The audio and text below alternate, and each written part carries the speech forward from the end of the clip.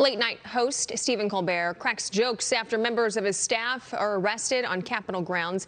CBS saying in a statement, quote, their interviews at the Capitol were authorized and prearranged through congressional aides of the members interviewed. Joe Concha joins us now. Joe, what should Americans take away from this episode? They should take away that Stephen Colbert here is lying, of course. They weren't being professional because they were in the building illegally. They had already been escorted out, and then they were snuck back in. He says, oh, they were just doing some puppetry and some last-minute stuff in the hallways. He left out the part that they were banging on congressional doors at 8:30 at night. And then he tries to play the victim card and saying, oh, it was an unpleasant experience for his staff. Oh, God, give me a break. If this was a Fox News crew that had committed the same crime, you could be sure this would be covered wall to wall, and the snark level would be turned up to 14 on a scale of 1 to 10.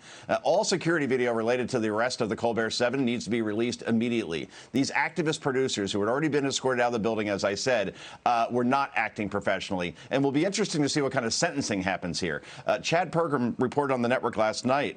Just last week, a court found a man named Coy Griffin of the group Cowboys for Trump guilty of a misdemeanor of entering the Capitol grounds. He didn't even enter the building itself, and he was sentenced to 2 weeks in prison. Let's see if justice truly is blind here.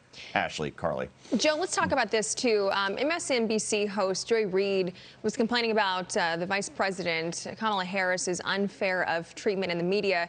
In this quote, it says, Joy Reid telling The Root, I think she doesn't get to show her personality often enough, and so people haven't had a chance to get to know her. Most of the media is still white and male, and their take on Kamala Harris becomes the take. Do you think it's her approval rating is low because we don't know her or because we know her?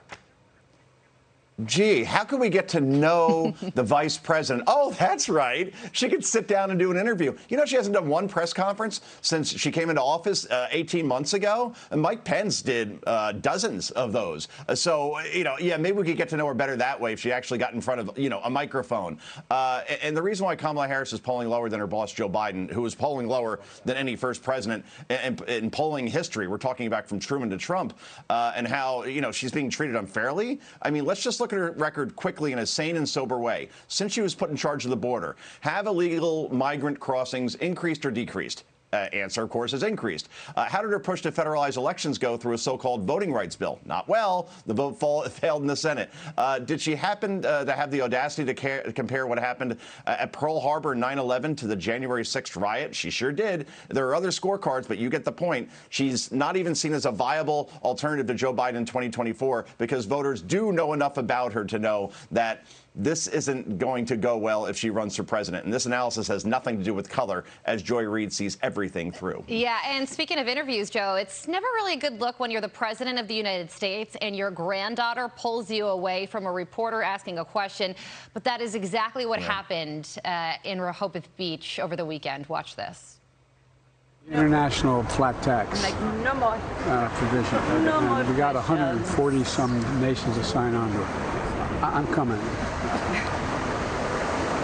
This is my son Bo's oldest daughter, and she's trying to tell me, Dad, Grandpa, Pop, get going. Joe?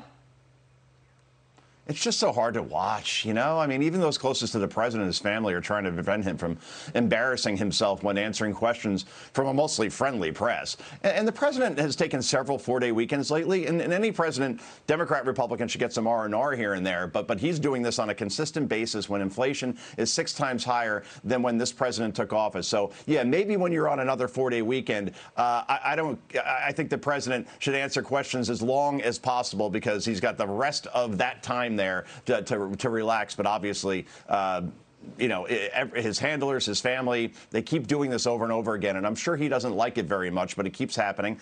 And he should say, enough. I'm the president, and I'll take questions for as long as I want. And it just looks bad, guys. Yeah, that's all I can say about that. It is uncomfortable. It's hard to watch. It's a good way of putting it. Joe, thank you for joining us.